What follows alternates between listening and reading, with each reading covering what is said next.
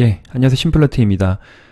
내일이면 또 새로운 전투가 시작됩니다. 그 전에, 날씨가 많이 추워졌어요. 64년 만에, 이런 또, 갑작스런 또 한파가 오는지 모르겠는데, 저도 깜짝 놀랐습니다. 밖에 나갔는데, 진짜, 예, 그냥 반팔로 나갔다가, 예, 얼어 죽을 뻔 했어요. 네.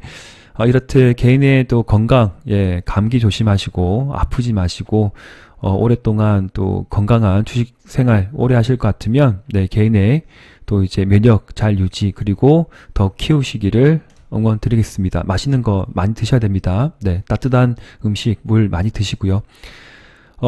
제가 최근에 언급드렸던 종목들이 아마 저 대선 테마주가 좀 많이 있을 것 같습니다. 그리고, 대북 경협주, 네, 남북주, 또 신원이 대장주의 관점에서 시원하게 잘 가고 있는 상황이고요. 어, 제가 언급드렸던 종목들이 모두 다 시원하게 사이다 같이 탁 쏘아주면서 상방으로 올라가면 좋겠지만 또 그러지 않은 상황도 언제든지 나오는 바기 때문에 제가 언급드린 종목들도 위주로 좋긴 좋지만 항상 자기가 들어갈 타점, 즉 매수 타점과 매도 타점 그 전에 내가 공략이 들어가게 되면 한 번에 다 들어가지 마시고 분할로 접근해 주시고, 그리고 급등하면 분할로 매도해 주시고, 전부 다 던지지 말고요. 그리고 추세 하단을 그려놓고 자기만의 기준을 좀 이제 확신 아니지, 네, 성립을 하고, 네, 확인을 하고 들어가는 게 좀 좋지 않을까 생각이 듭니다.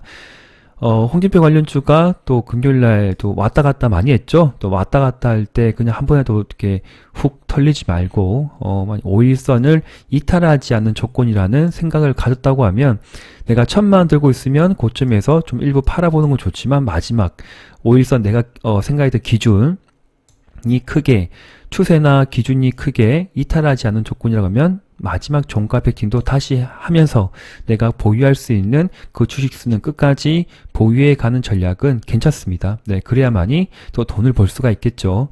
1,000만 원 중에 다 냅다 다 던져버리고 500만 원도 1, 200 정도 가지고 있으면 좀 애매하게 되지 않을까. 네, 수익을 또 극대화해야 되니까. 지금 같은 경우에는 이재명 관련주도 괜찮긴 한데, 네, 홍준표 관련주가 좀 탄력이, 좀 좋습니다. 그리고, 윤석열 관련주도 제가 애니 능률은 또 괜찮다고 했는데, 잘 갔네요. 지난, 금요일날 보니까 또 8%까지 왔다 또 꼬리가 이렇게 달고 왔다 갔다 한 상황인데, 만약에 또 이제 이분이 사람이 좋아서 그렇게 공략을 하지 마세요. 차트를 보고 내가 공략할 위치가 오면 공략이 들어가서 익절만 하면 돼요. 그리고 지금 같은 경우에는 잠깐, 저 말이 약간 샜는데, 일단 설명 먼저 드릴게요. 네. 잠깐만요. 네. 윤석열 관련주의 대장주의 관점으로 봐야 될 것이 또 이제 애니 능률입니다. 또 최대 매물대가 저 위에 있는 부분 조금 땡겨서 보면 60일로 좀 볼게요. 그러면 지금 아마 거래를 하신 분이라고 하면 그 거래하는, 네, 매매하는 그 트레이딩 구간에서 최대 매물대가 좀 산적해 있는 부분이죠. 그래서 지금 같은 경우에는 제가 제목은 이렇게 정해 드릴 거예요. 네, 내가 공략한 종목의 손절가는 어디인가. 그래서 지금 같은 위치에서는 강하게 좀 봐야 될 것이 5일선을 보면 어떨까. 왜냐면 5일선을 돌파할 때 강한 거래량을 동반해서 오른쪽으로 행보등을 하면서 끝까지 꼬리를 만들면서 차근차근 올라가는 상황이죠. 이럴 때는 철저하게 5일선 매매를 하면 좋다. 5일선 이탈하면 일단 전량 매도하고 다시 공략하는 것도 좋은데, 제가 말씀드렸듯이 오버나잇은 좀 안 하면 어떨까 말씀을 드렸습니다. 왜냐면 이재명 관련주, 홍준표 관련주, 그리고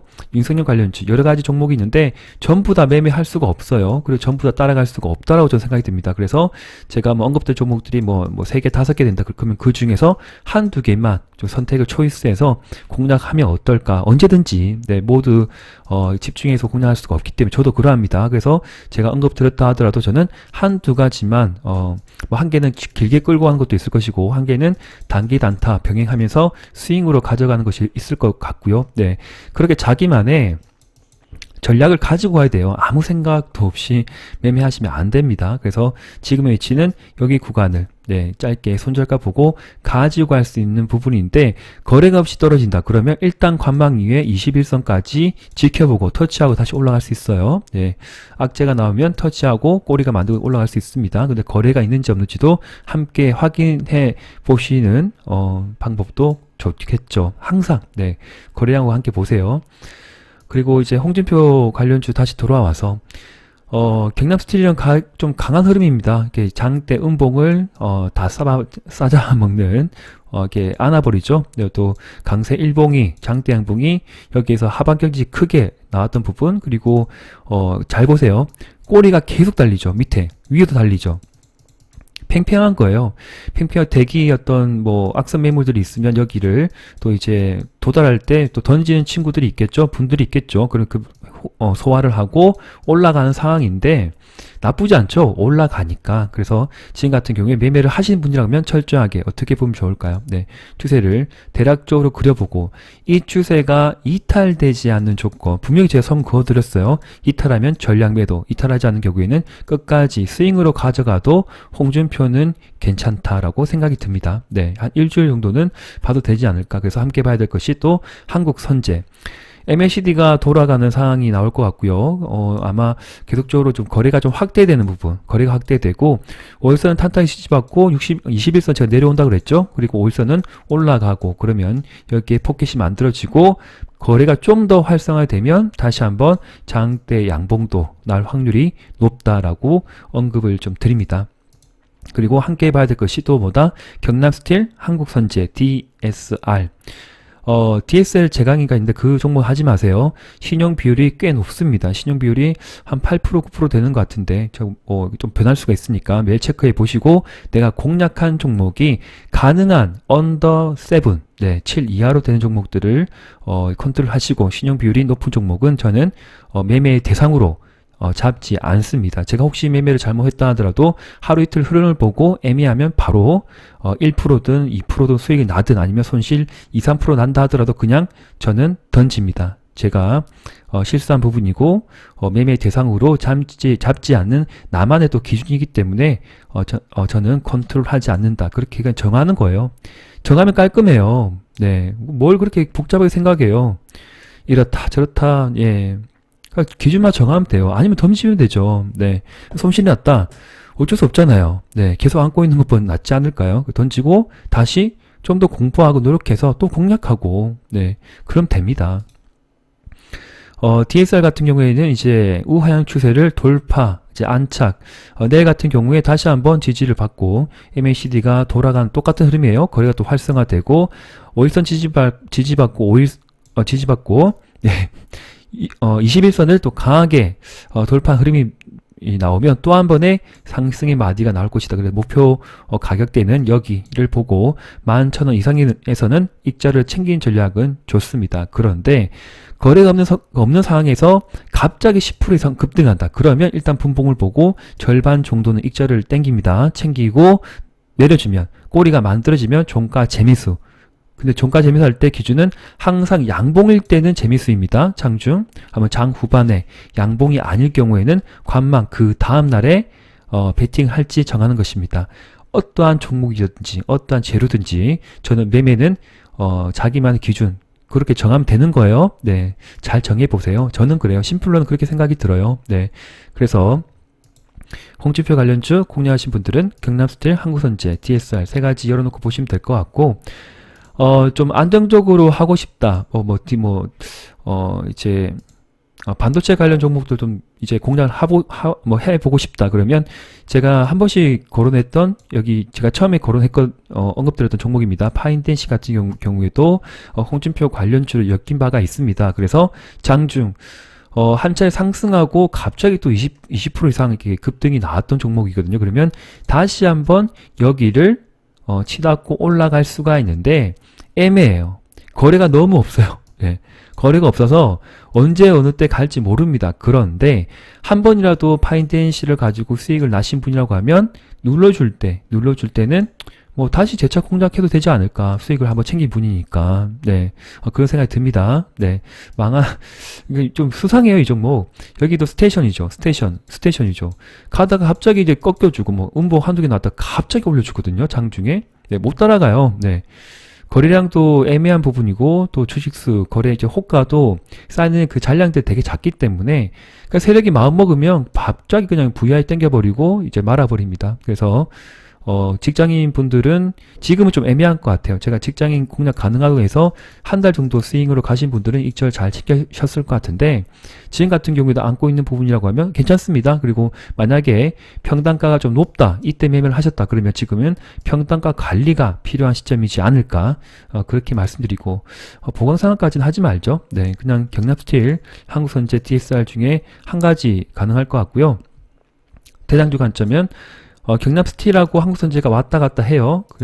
그런데 이제 지난 금요일은 한국선제가 좀 강한 흐름으로 달렸습니다. 아마 내일도 좀 달리지 않을까 생각이 들고, 이대로 여기 꼭지점 맞고 내려올 만한 지금 차트는 아니에요. 대선이 시작이 되는 부분이고, 또 11월 첫째 주까지 아직 시간이 많이 남았기 때문에 그때 전까지 시세를 크게 한번 올리고 꺼지지 않을까. 분명히 꺼집니다.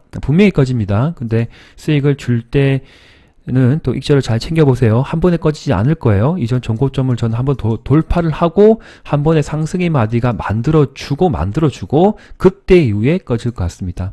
지금이 아니라 저는 그런 생각이 들어요. 네, 그래 무조건 간다고 생각하시면 안 되겠죠. 네, 추가적으로 이제 이재명 관련주 언급 드리겠습니다.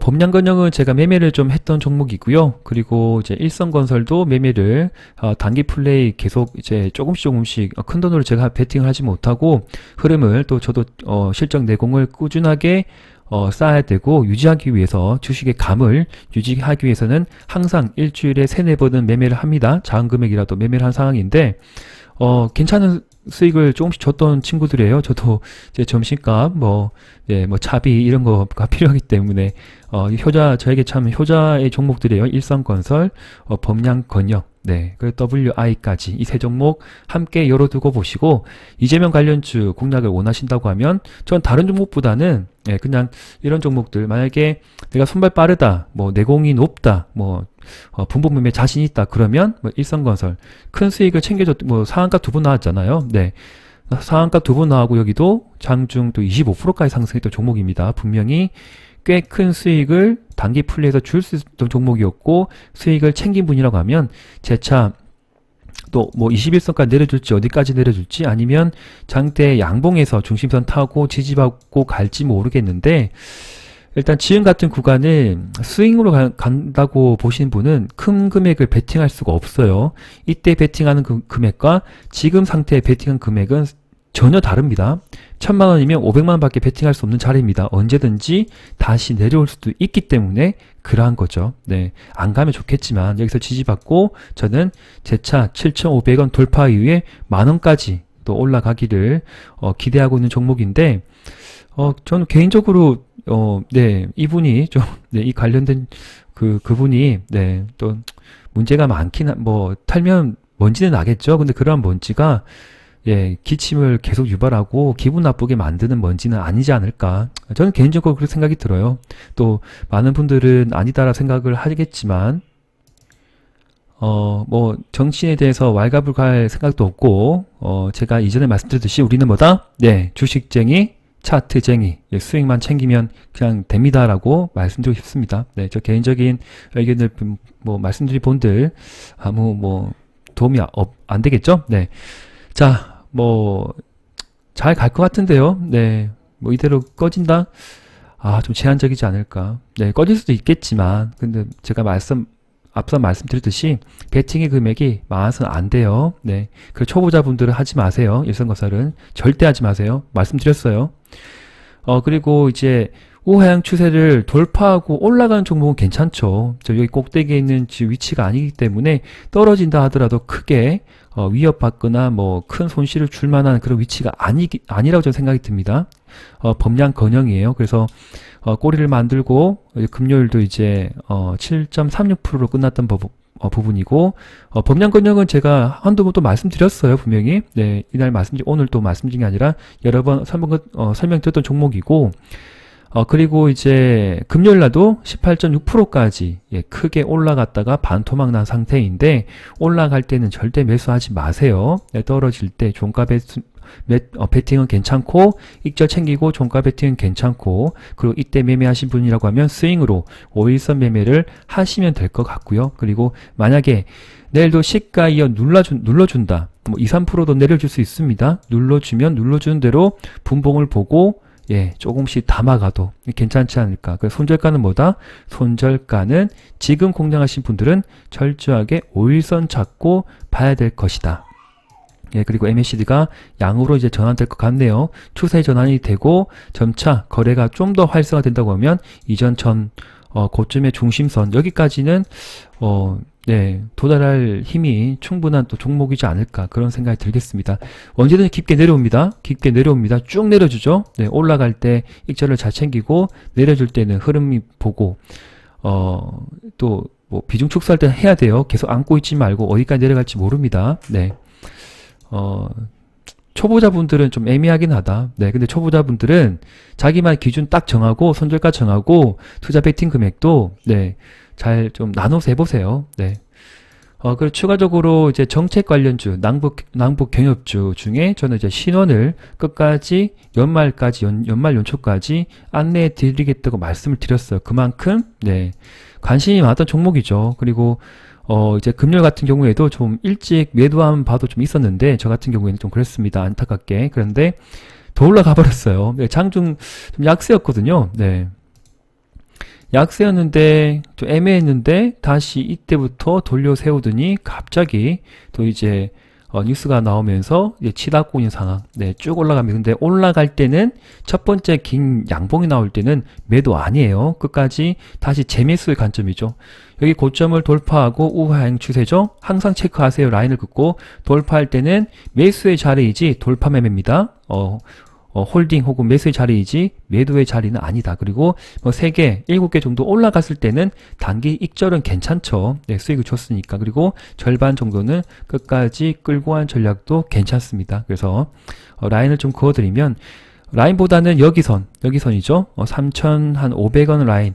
여기가 크게 이탈되지 않는 조건이라고 하면 끝까지 매매를 계속 해보시고 내일 같은 경우에도 시가에 만약에 눌러준다 그러면 좀 관망을 해야 될 것 같은데요. 신규 매수는 5일선 근처가 오면 공략이 가능하지 않을까. 근데 뭐 날아가면 어쩔 수 없습니다. 가지고 있는 것들만 매매를 잘 해보시면 좋을 것 같습니다.